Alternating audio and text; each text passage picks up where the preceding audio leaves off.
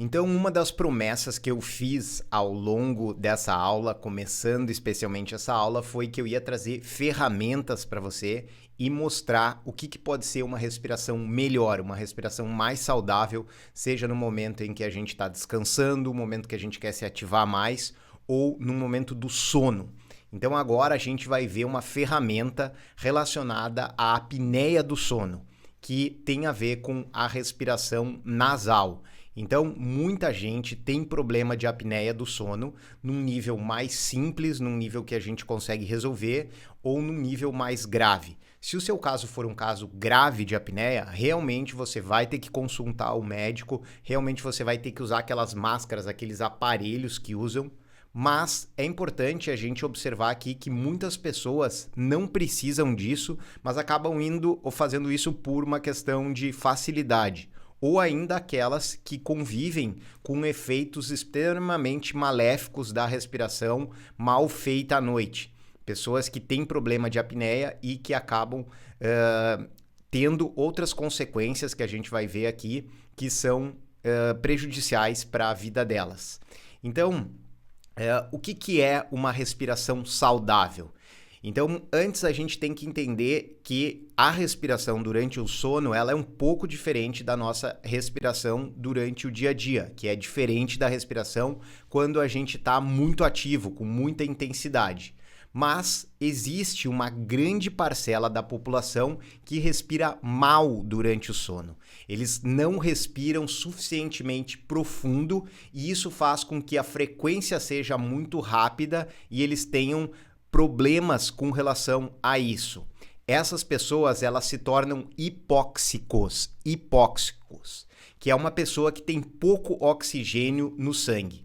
Isso pode acontecer por uma dificuldade de respirar, ou mesmo se a pessoa está numa altitude, ela está em lugares com muita altitude, ela vai ter esse problema de ser hipóxico também. Há menos oxigênio sendo introduzido no sangue do que é necessário.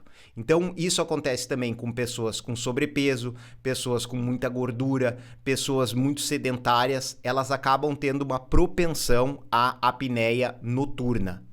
E não são apenas as pessoas nesses casos, não apenas pessoas que têm problema de peso que sofrem com a questão da apneia noturna. E como que você vai saber, como que você pode descobrir se você está com problema de apneia noturna?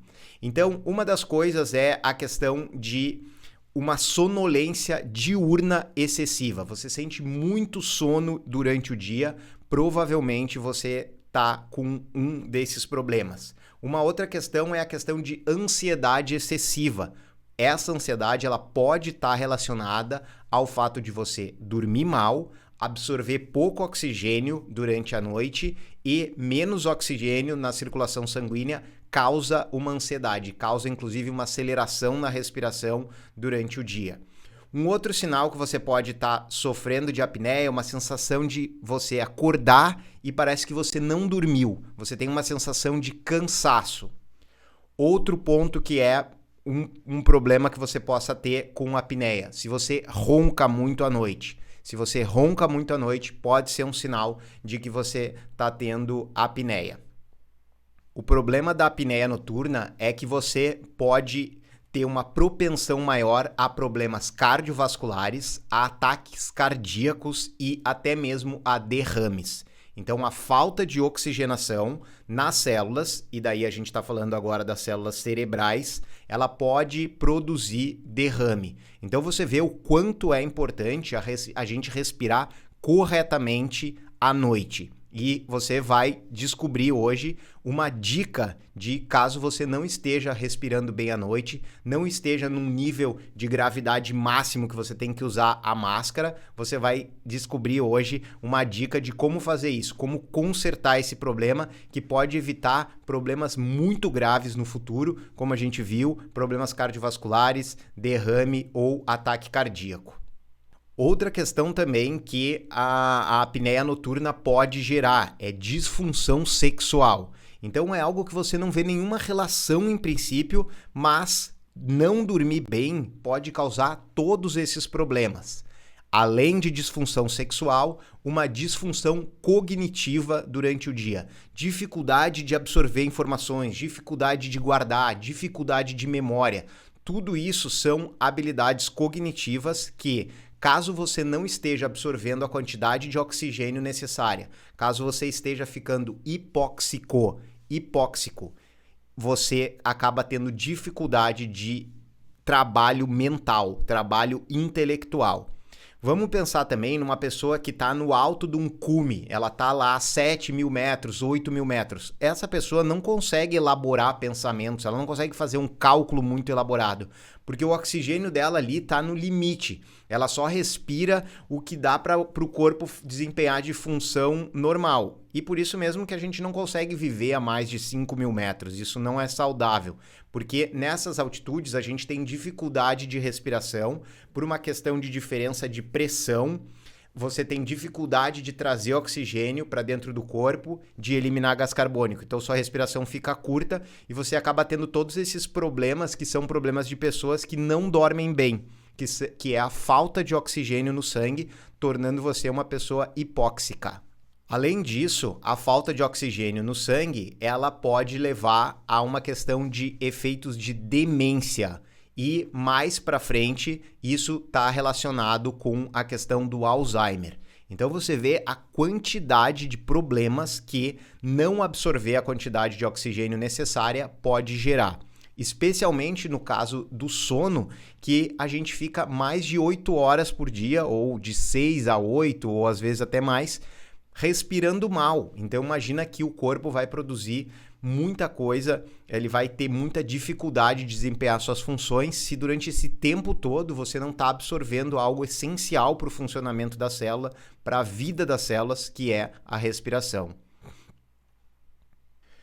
Mas já que eu vim com um problema, eu vou trazer para você a solução, eu vou trazer uma ferramenta de solução. Então, se você tem um problema e ele é muito grave, ele foi diagnosticado por um médico, realmente, talvez, você precise usar aqueles dispositivos que são chamados dispositivos CPAP. O que é o CPAP? É aquela máscara que a pessoa usa, né? Hoje existem umas mais simples que só passa aqui, mas também tem aquelas bem complexas que as pessoas fazem, elas usam até em hospitais, né? Que é uma máscara completa aqui. E essas máquinas, né, esses dispositivos, o que eles fazem é suprir essa quantidade de oxigênio. Então, eles facilitam o movimento, facilitam a entrada do oxigênio para quem tem problemas com relação a respirar mal durante a noite. Então, caso seja o seu caso, você tenha diagnosticado isso, você vai ter que usar esses aparelhos. Mas o que acontece é que se a sua apneia do sono estiver no começo, ou se ela não for muito grave, você tem como reverter isso. E como que você pode fazer para reverter isso? O que as pessoas estão usando hoje para resolver esse tipo de problema em casos mais simples, que já é a ferramenta que a gente vai passar aqui. Elas usam um esparadrapo. Aqui, ó. Pega um esparadrapo. Vocês vão achar engraçado, né? Aqui é uma fita crepe. Põe na boca e dorme. Ai, mas eu vou morrer! Não, você não vai morrer, porque antes de você se asfixiar, você vai acordar. Só que você vai começar a forçar o seu corpo a fazer uma respiração pelas narinas. E isso, como a gente viu lá atrás, vai forçar o movimento do diafragma. À medida que você força mais o movimento do diafragma, você tem o ar entrando mais profundamente. Lembra que a gente falou dos alvéolos? Os alvéolos pulmonares que estão dentro dos pulmões, eles são pontos de toque do oxigênio. Se o pulmão se expande pouco, tem pouco toque. Se o pulmão se expande mais, há mais toque do ar, consequentemente, há mais absorção de oxigênio. Então, quando a gente faz a respiração nasal, a gente força o movimento mais amplo do diafragma, consequentemente, mais expansão pulmonar, consequentemente, mais oxigênio no nosso corpo. Então, a dica, se você está sentindo esses efeitos, é começar a testar.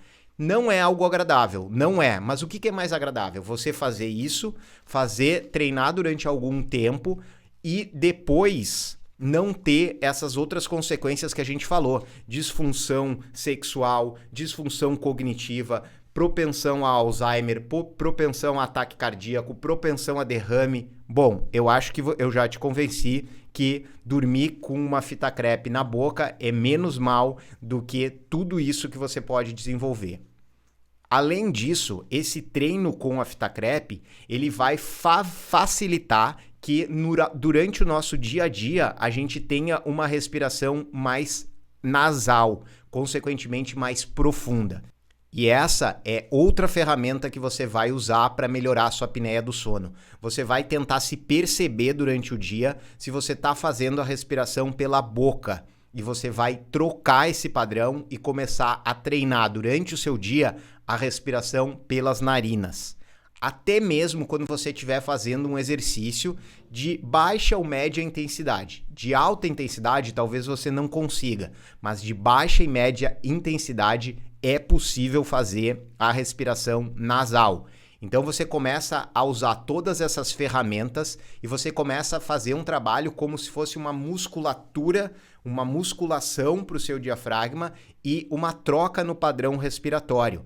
Isso vai fazer com que a quantidade de oxigênio que você absorve mude e, consequentemente, você resolva esse problema de se tornar hipóxico, de ter pouco oxigênio circulando no seu sangue, evitando, assim, todos esses malefícios que a gente viu até agora.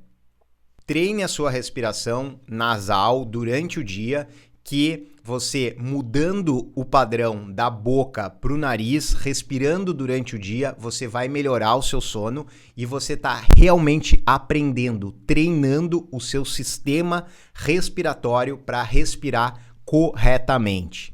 Essa foi a ferramenta para melhoria de questão de apneia do sono e a gente vai continuar agora entendendo o que é uma respiração saudável.